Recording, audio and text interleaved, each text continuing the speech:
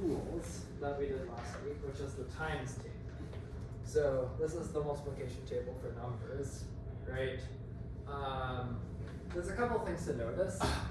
First of all, this first column and the top row are sort of useless because 1 times anything is itself. So instead of throwing out the first column of the first row, I'm actually going to throw out the instructions. Because as long as I know that this element is the identity, that I can read off the elements that I'm multiplying with the first column and the first row. So in all the future pictures, this won't be here. The second thing that's bad about this picture is that all the colors aren't that meaningful, right? Like, these two are both green, but they're different numbers. So the next thing that's going to happen is every color will represent a distinct number. And the third thing that will happen is that I'm going to throw out the numbers, just so we can only focus on the pictures more clearly. So here's a picture. So this is the times table for 1 and negative 1. So remember, the first column and row is 1 times itself. So this is 1 times 1, this is 1 times negative 1, this is negative 1 times 1, and here's negative 1 times negative 1. Okay, that's fine. Okay, here's something quite a bit more complicated. So this is also a times table of something. Now this is going to be a times table of a group. So a group is some kind of set where we have some multiplication. So multiplication takes 2 elements to 1 element, as we expect, and it has a bunch of properties. So the first thing is that there's an identity. So instead of calling the identity 1, we're going to call it E. And then the identity does what you want it to do. And here the identity is in red. So you can see at the very top there's E times E, which is E. And we can also see that if we multiply at the top thing by everything, we get the same thing. So that's the point of this convention, that the top and the left are just E times everything. The next thing that's kind of interesting is that if you check every row or every column, E shows up exactly once. So what that's saying is for all G and G, there exists an H in G such that G times H is E. So reading that visually, that's saying for any row I pick, there's some point here, that's that H, such that this times this gets me back to E. And that also works in reverse. And it actually turns out this H will be the same H. So write H as G inverse. So that's the second thing a group does. So there's the identity. And there's inverses. And then if you're at the last talk, you know there's something extra complicated called associativity, which is of course this standard property that G times H times K is G times H times K. Associativity is kind of complicated to check, as we saw. It's not really clear given a table if you know that it's associative or not. But I will say the following. Associativity tells us that every row contains exactly 1 of everything on the top. So if I looked for whatever, one of these grays, I could find it here. And that's one of the properties of associativity. That isn't exactly associativity, but for our purposes, that's somehow close enough. Okay. So groups are just one of the standard objects of mathematics. They're studied for a lot of reasons, and I'm going to give you a bunch of examples, and with their times tables. So let's start with z log 12. So this is sometimes called clock arithmetic. it's called that is because if it's 2 o'clock and 11 hours pass, you know that it's 1 o'clock. And on this table that's represented by the following, we start at 2, we add it with 11, and we get 1. So actually 2 is here. And we add it with 11 and we get 1. The reason 2 is there is because 12 o'clock is actually the A-day. So it's 0 o'clock. Right? Like if you add 12 hours to a time, it's still 12 hours. And that's what the multiplication table looks like, or maybe addition table. The thing to notice sort of is that all the inverses agree at some point. Here's another group. So this is Z mod 5Z.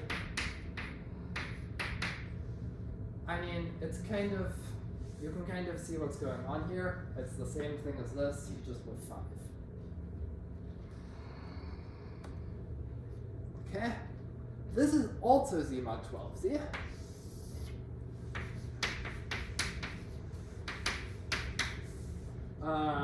Yeah, I know the colors are a little hard to tell because this projector isn't as good, but they're supposed to be all different and clearly distinguishable. Nothing really happened here. The only thing I changed is that I just made the color map a little more confusing. So it's like the first 3 are red, the next 3 are green, and so forth.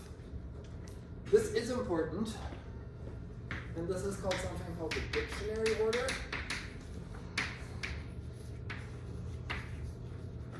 Or at least it's related to it. So let's look at the next one and compare. Okay, so in this order, I'm saying my order will be 0, 4, 8, 1, 5, 9, 2, 6, 10, 3, 7, 11. And I don't know what this has to do with dictionaries. We'll see that in a second. But what is special about this order is that if we add these numbers to each other, we get our own little times table that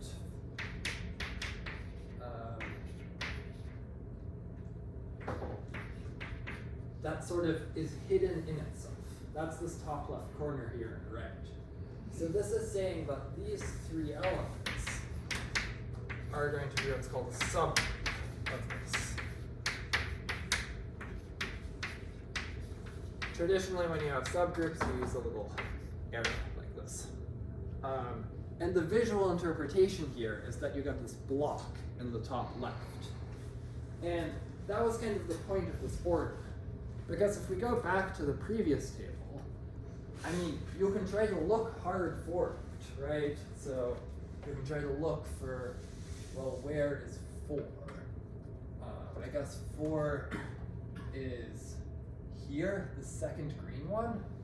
And then 4 plus 4 should be this last blue one.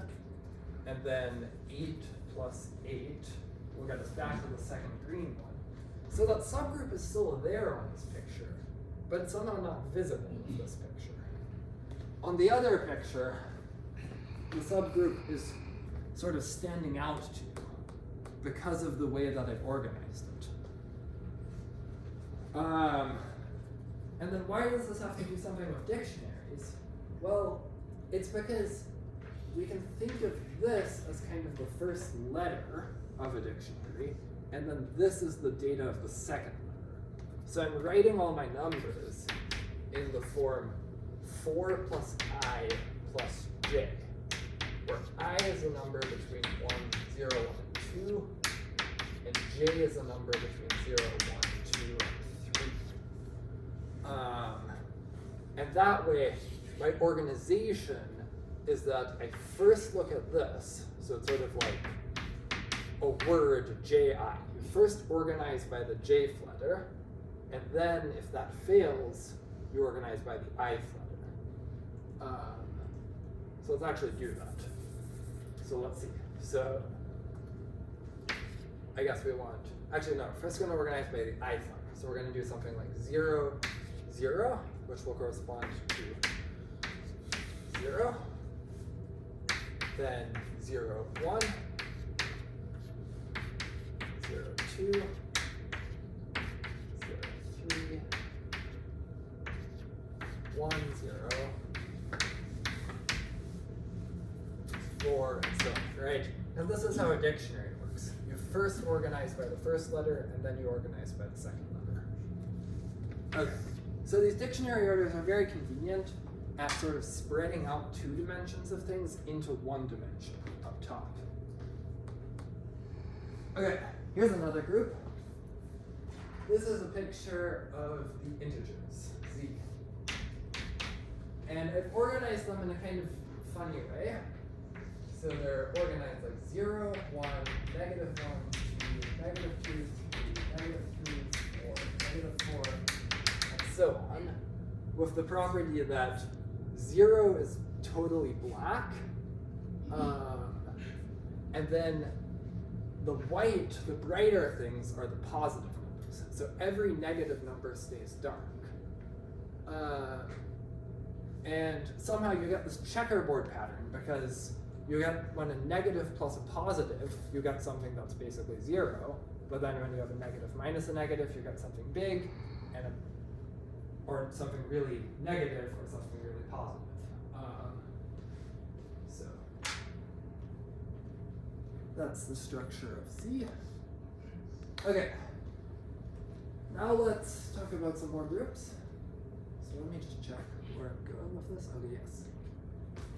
So all of the groups so far are abelian, which means G times H is H times G. So now we're going to look at a group where this isn't true. So this group is called D3 or maybe D6, depending on who you ask. I'm going to call it D3. So it's the group of symmetries of a triangle. So a triangle, you can stay in place. You can rotate it like this, a 120-degree rotation. You can do a 40-degree rotation. You can flip across this axis. You can flip it across this axis, and you can flip it across this axis. And what you'll notice is that, so I've put the 3 flips over here. When you repeat a flip times a flip, it gets you back to the identity. But it's not true that like a rotation times a rotation is always the identity. And once again, you have some subgroup structure, right? So inside of D3 is Z mod 3Z. So right there, right, is just the cyclic group of order 3, which is this part. Are there any questions so far? Okay. So here's just another one. We can start to see another feature of, so this is D4, so here's the symmetry of the square. We can start to see another interesting feature, which is that when you multiply this way, and you multiply this way, somehow the answer is flipped a little bit. So that corresponds to the following fact. So I'm going to let this one be called R, and this one be called S. That's related to the fact that RS is SR inverse. So if you rotate after flipping, that's the same as flipping after rotating in the backwards direction. And that's somehow doing this extra flip in one direction versus in the other way, that you get a different copy. Okay, now comes something far more complicated. So this is an example of a symmetric group. Let me just check. 3 times 4 times 2. Yeah, so this is S4. Let's make some space here.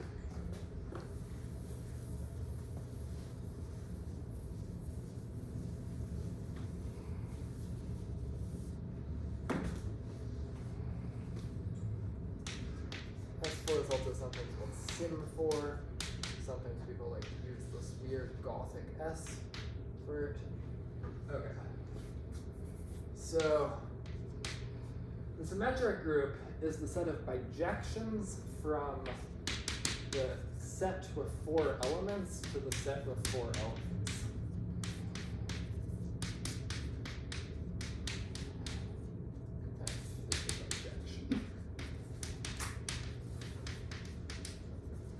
So, I mean, there's a couple of things to notice here. First of all, there's a subgroup. So this like green-red portion is a subgroup. That's called A4, the alternating group. The alternating group is the set of permutations which are even. What's an even permutation? Well, it turns out that you can represent a permutation by how it acts on vectors. So you can act it on the standard basis vector and turn it into a matrix. This is called like a permutation matrix. For example, this is the permutation matrix corresponding to swapping 2 and 3 and leaving 1 and 4 in place. And if you take the determinant of the alternating of this matrix, and if it's 1, then it should be in the alternating group. If it's -1, it's not in the alternating group. And if you know something about determinants, you can easily see that this makes it a subgroup of the symmetric group. Can you just explain how to get the permutation matrix? Sure. So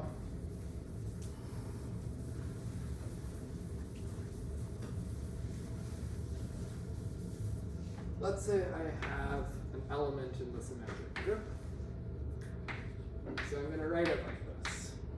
This is where 1 is, 2, 3, and 4. I'm going to tell you where to go. So let's say this goes to n1, 2, and 3, and 4. And of course, all of these are elements 1 through 4, and they're all different.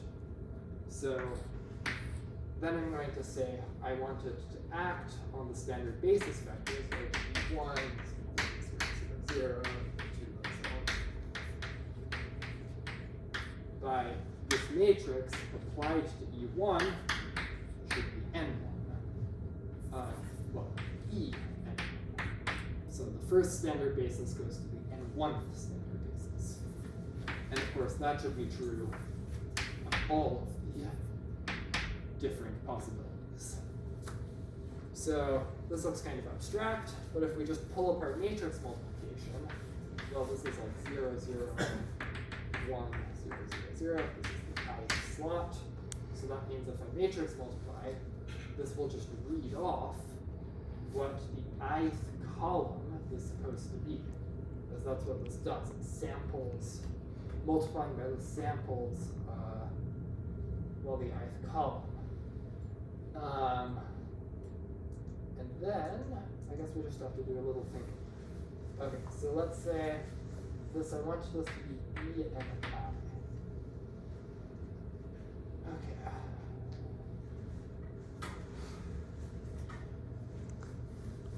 So, this will always interact with the ith column. You just put E and I in the column. Yeah, exactly. Okay.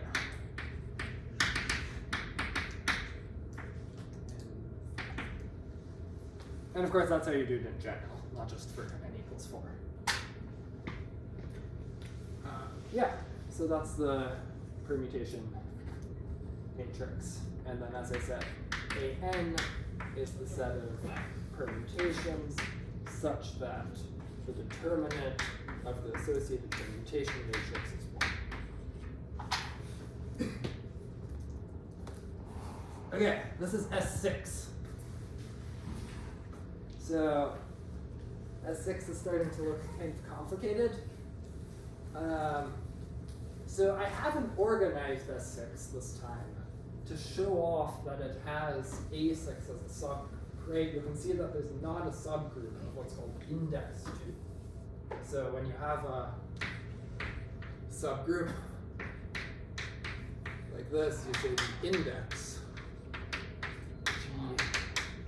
index of G with respect to H, is the size of G divided by the size of H. It's always true this is an integer. So there should be a subgroup of index 2, so whatever, a quarter of the image. That would be A6 inside of S6. There is a different group right here. This black block at the top, that's S5, which is also a subgroup of 6. Does anyone have any suggestions for how S5 is a subgroup of S6?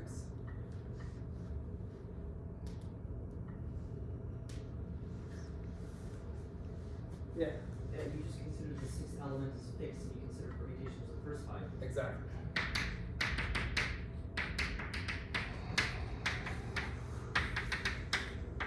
Such that f of 6 is 6. So that should tell you a little bit about how I'm organizing this. So what I'm doing is I'm taking these 6 numbers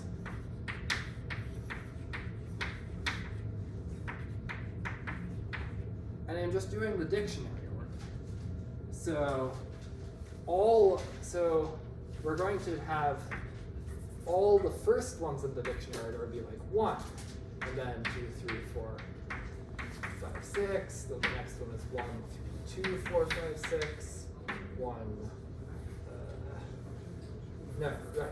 I guess it would be this 1.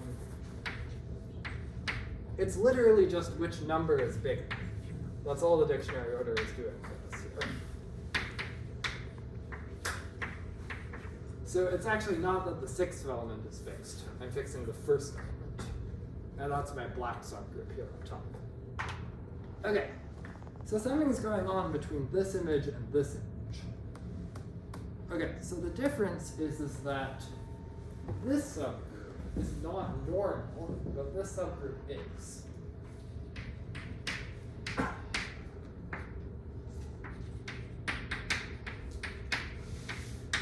So normality is like one of the most important properties a subgroup can have. You learned it in the group theory class. And let me say a little bit about why it's so great. So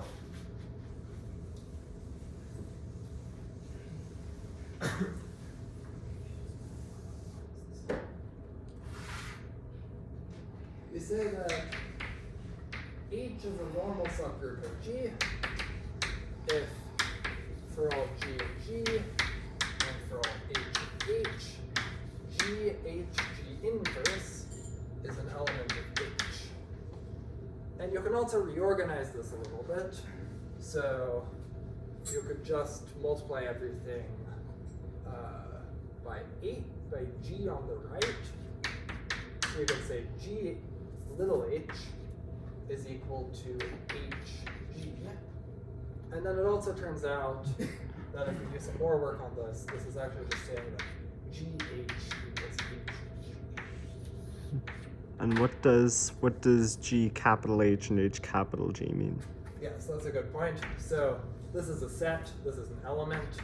What I mean is the set of products G little h for little h inside of H. And the same kind of thing for this. Okay, so what's so great about this? Well, it's going to let us do some kind of quotient. So it lets us kind of examine this whole block and examine these whole blocks and ensure that things happen nicely. So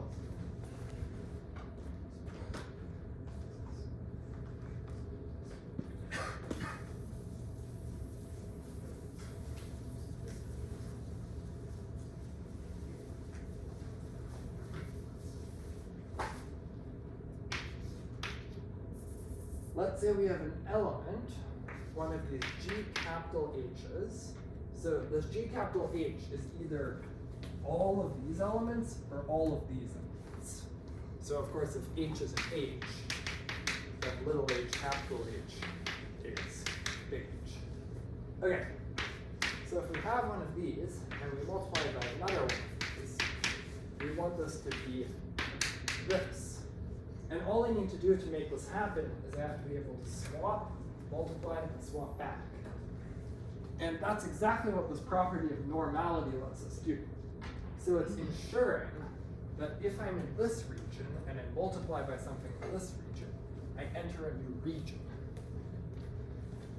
And that exactly doesn't happen here.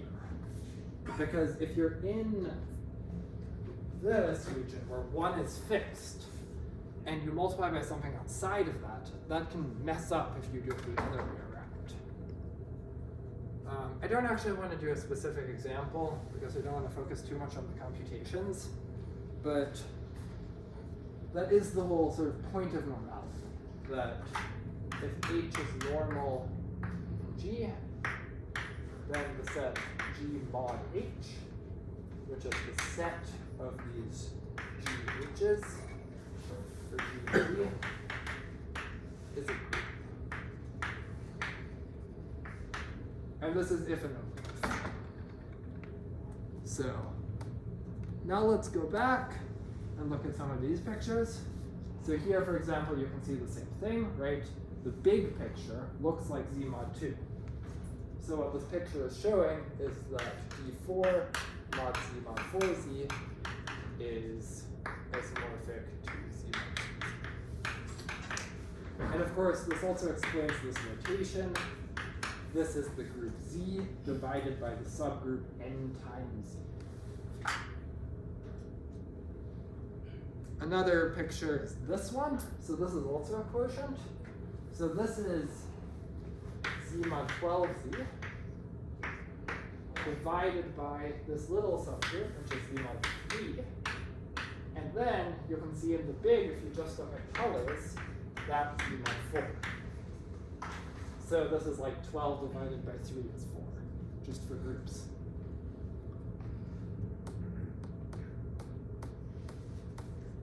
Okay. Oh yeah, so that's exactly this picture I wanted to go back to. Okay. So now we're going to sort of make a rapid progression through the rest of group theory through these pictures. Okay.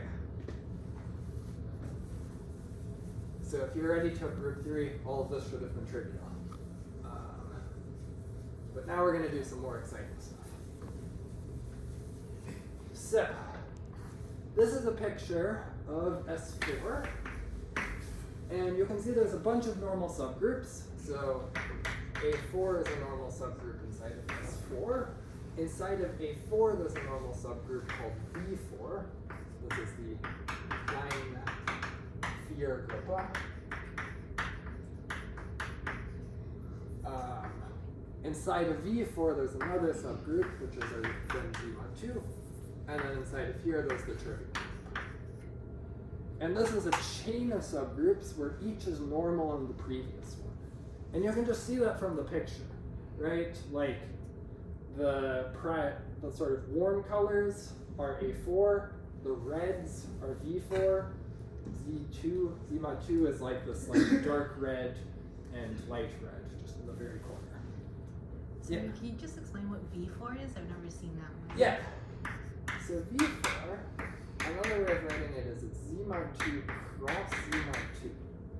It's the set of pairs I, J, where I is in Z mod 2 and J is in Z mod 2. It's also another familiar group. It's D2, the symmetries of a line. So you can like rotate a line 180 degrees or you can flip it. And it's also the symmetries of a mattress. So you can like flip a mattress or rotate a mattress or flip a mattress the other way. So it's like the mattress group.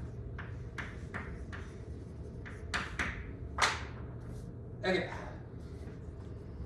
This is sort of the whole idea of group theory. That like there's not that many finite groups. So like there's a bunch of accidental equalities. And then like if you learn something about one of these perspectives, you'll learn it about all the other perspectives. And that's kind of fantastic. But anyway, so back to my composition series. So this is called a composition series.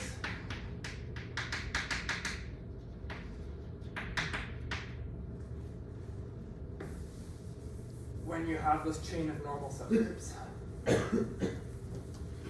There's always a composition series you can find.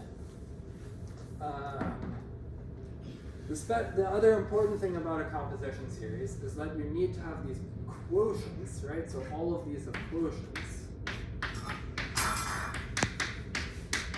So this quotient is C2, just take a picture. This quotient, well, it's like the primary color is group, so this is obviously Z13. This one is Z12, and of course the last step is trivial.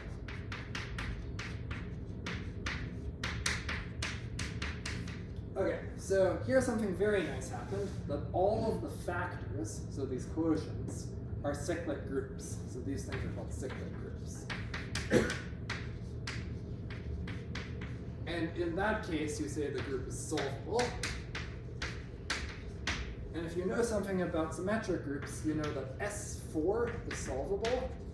And of course, so is S3 and S2. But Sn for n greater than or equal to 5 is not solvable. And that's kind of why that picture of S6 was so bad. Like, there isn't a nice way of drawing S6 in a way that's really organized. So S4 is the last one where you can make such a nice picture. Okay, so here's another picture. So this is a different way of decomposing S4.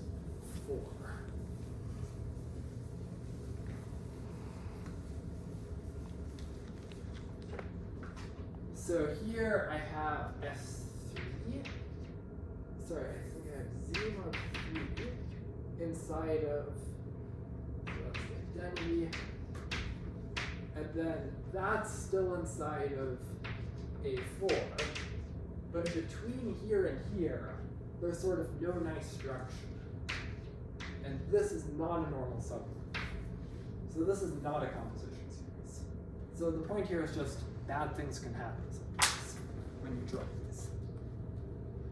Okay. These are all of the times tables of groups of order 8. So one of the first thmes you do when you're starting to study group theory is you classify all the groups of order n. So if the size of the group is 8, then G is isomorphic to one of the following.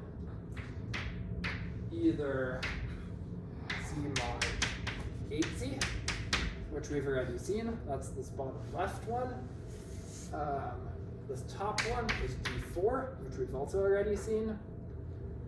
Then there's two more which are kind of suspicious. And then there's one on the bottom which really looks complicated. Do people know these groups? Let's see. There's like Z mod 2 cross Z mod 2 cross Z mod 2, is that one? Yeah, right. So that's going to be this top center then. And that one sort of looks really symmetrical. And you can like see all of the subgroups in the picture if you look at it carefully. We can also do a variation of that, which would be Z mod 2 cross Z mod 4. So that's this one on the right. This bottom one is kind of mysterious. This is a quaternion. So the quaternion group is really does something sort of weird with the times table, and that leads to this interesting structure.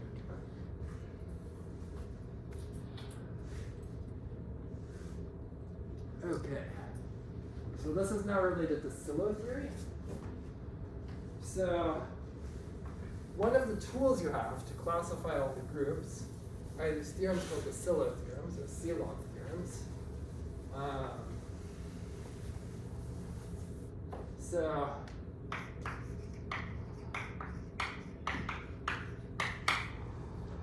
if G is a finite group,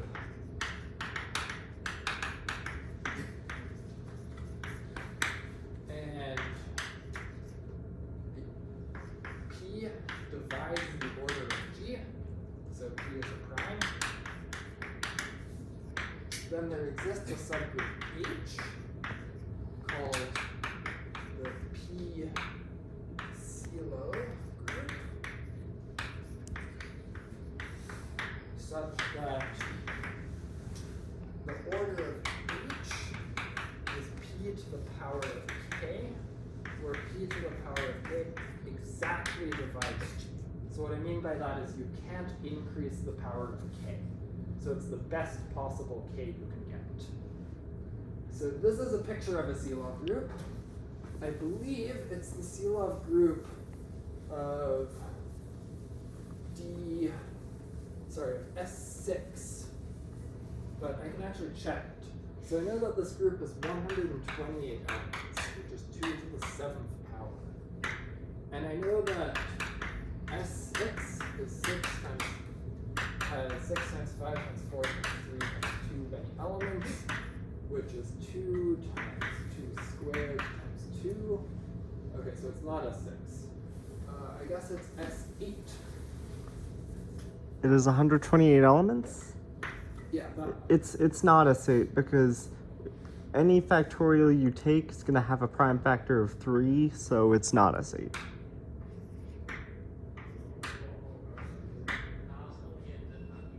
Wait, I don't understand what you're saying. It's S8 works.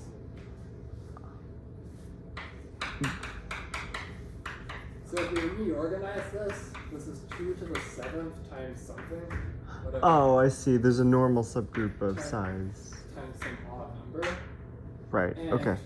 this group here, this picture, is this Celo 2.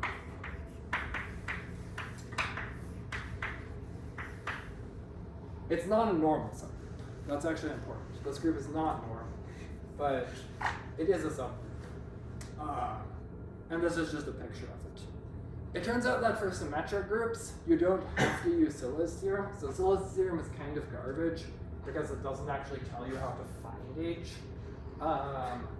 But for symmetric groups, there's some really concrete way of figuring out what it is. So it's actually generated by, I think,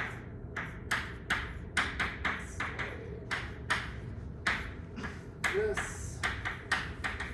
So here I'm just going to swap 1 and 2.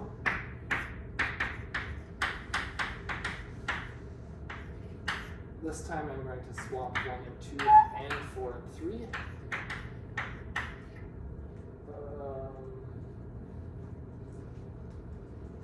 No, I'm going to swap 3 and 1, 4 and 2. And then for the last one, I'm going to swap 1 and 5, 2 and 6, 7 and 3, and 8 and 4. And these 3 elements generate this as a group. I don't know if you can really convincingly see that from this picture, but you can see some interesting things on this picture. It obviously has a lot of normal subgroups, right? Like that yellow thing is a normal subgroup instead of the green, the cool colors one. Yeah. Okay, this is a very big group. I believe this is S6. It might be S7. It's definitely a symmetric group. So at some point you can kind of just give up at having any interesting structure, but you can see one interesting thing, which is in the top left, there's some kind of curve, a shadowy curve. And that curve approximates the line y equals 1 over x. And that's an information about growth rates. So growth rates measure something about how quickly groups grow. So if you have generators, how quickly you can make the group. And that's another thing you can see from this table. Okay, this is a picture of a free group. So free groups, I think this is F2. So free groups are what happens when you let G and H just multiply together at no cost. So like G squared H, G cubed H, all of these are going to be different elements. Anything like crazy like this is also limit. and there are no simplifications.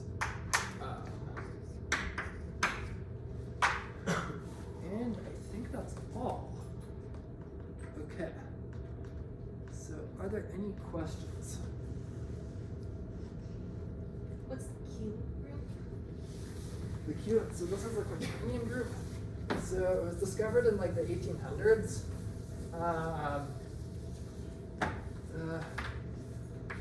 It's generated by 3 elements, I, J, K. And then there's like somewhere in like England or Scotland or something, there's a bridge with the following equation described. I squared equals J squared equals K squared equals IJK equals -1. And this equation tells you how to multiply in this QH group. So it turns out that the elements are 1, -1, I, J, K, -1, -I, -J, -K. And the quaternion group is fantastic. It's used in computer graphics to do rotations in 3 dimensions.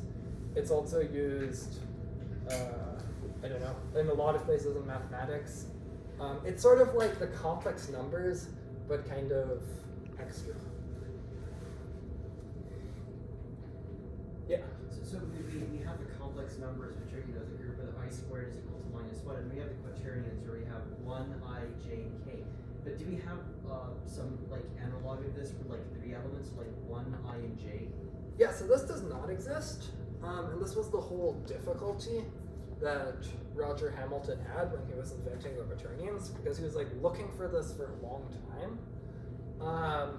And it just doesn't work out. And I mean, you can prove this using group theory. Like, there's just no way of making a 6-element group which has the desirable properties. Yeah. So the order can be greater than 8, but it can never be less than 8? So it's actually only these 4. This is like the real numbers, or this is just like 1.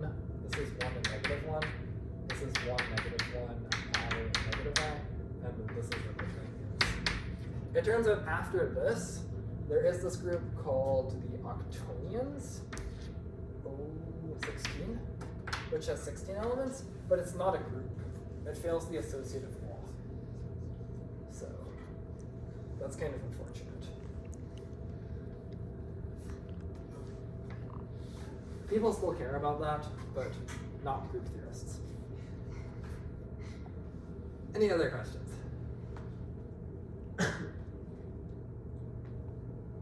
How am I doing on time? What does that mean? I guess I was like... Yeah, 10 minutes or you something. have time. Are people interested in hearing about how I made this? Yes. Okay. So here is all the Python code. Okay. I did this in Jupyter Lab. I did this like 4 years ago or so. I was just kind of curious to visualize groups. So let's zoom in a little bit. So I'm just doing some standard Python packages. I just did this all with like the standard Python object-oriented programming. There's really nothing too fancy here in terms of like the programming itself. Like I don't think I used any like fancy algorithms or anything like that. But I do want to say something interesting about this. So I'm using the following theorem to represent all these groups. So, right, like one thing that's kind of annoying is that to find one of these times tables, you'd have to fully specify the times table. And I don't want to do that. That would just take way too long.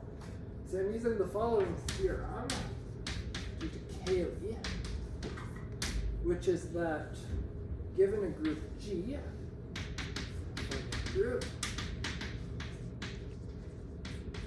then there's an embedding of G into the symmetric group of the size of the number of elements in G.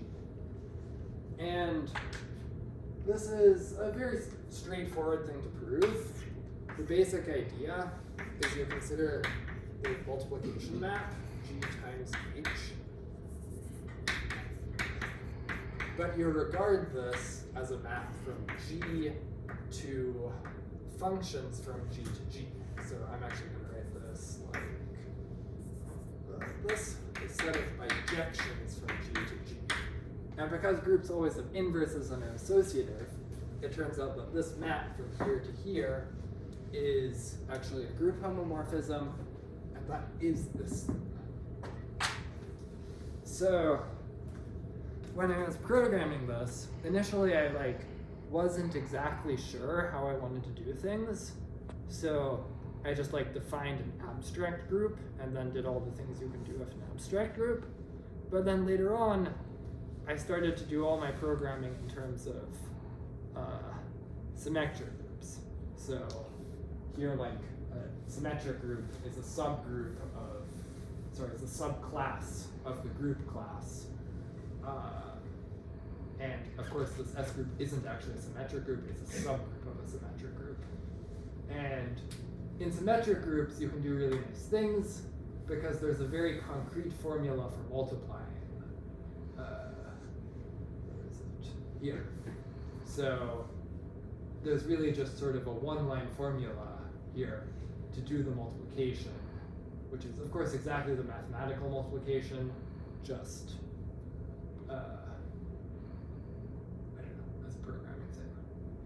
I'm doing all these nice list comprehension, functional programming stuff, but it's nothing fancy. What else is to say about this? So this generating process is pretty difficult. So when you have two subgroups, right, so to make all these pictures, I had to have a way of giving a subgroup H of G, how do I draw the group G so that the first H elements are this, right? What are these things? So I did implement something like this, but the other thing that's also important to be able to do is as you have two subgroups, you want to be able to compute the subgroup generated by both H and G inside of here. This is called the join of H and G. And it turns out that the size of the join of H and K is not necessarily equal to the size of H times the size of G and K. And that's something really bad. And when I was programming it, that caused me a lot of headaches in terms of actually how to figure out what the right way to organize this join was. Because that's exactly what you need to do whenever you're saying the group generated by these three elements, like I was doing for the Scylla group. So, programmatically, I ended up kind of doing something sort of brute forcey, where you just first make these ones and then you keep adding stuff in until things happen. There are some other group theoretic tools available to us. So if H is normal in G and K is not necessarily normal, then it's true that the small subgroup generated by G and H is equal to the set theoretic product of H times K. So this is called Noether's second isomorphism theorem. Why is it called the isomorphism theorem? Well, because there's an isomorphism. It turns out that HK mod H is isomorphic to the K mod H intercept. But anyways, this thing lets you draw nicer pictures, again, when you have these normal things. Let's say a couple more things about solvable groups. So there's a bunch of really big theorems in mathematics. So there's the odd order theorem. So this says that if the number of G, the order of G, is odd, then G is solvable.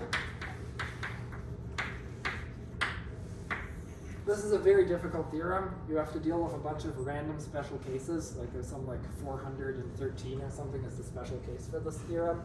It's kind of a ridiculous theorem.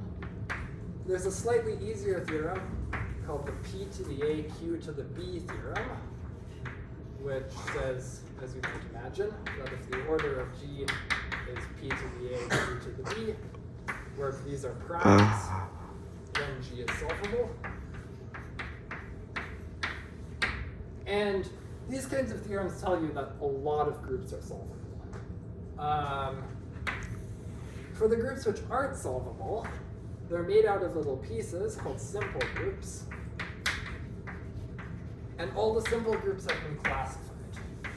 So the first couple ones are A5, A6, A7, A8. And then there's some other ones like P, S, L, N, Z, mod, F, P. And then there's a bunch of simple groups, like M11, M12, and the monster group.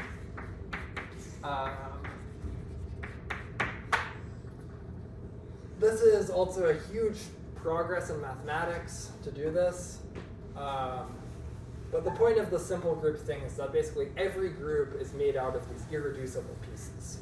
So there's this list, and then there's the simple groups, which of course are also simple. They're what happens when they're solvable. Yeah.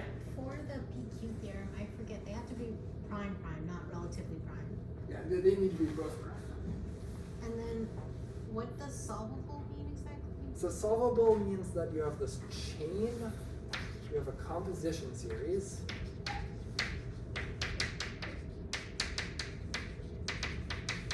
Where each factor, which are these quotients, is cyclic.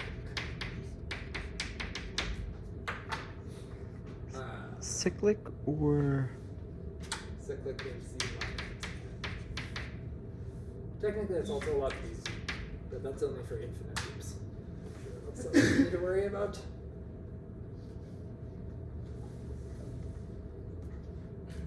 This is, of course, like this is the whole reason that group theory was invented. It was to solve this problem of what's it called? Galois was working on this problem. Can you find a quintic formula? So like they knew that there was a quadratic formula, a cubic formula, and a quartic formula. And then the question was, is there a quintic formula? It turns out there's not. And the reason for it is because A5 is not solvable. And that's somehow solvability corresponds to being able to take roots when you're working with formulas. Yeah. Let's see if there's anything else of note in here.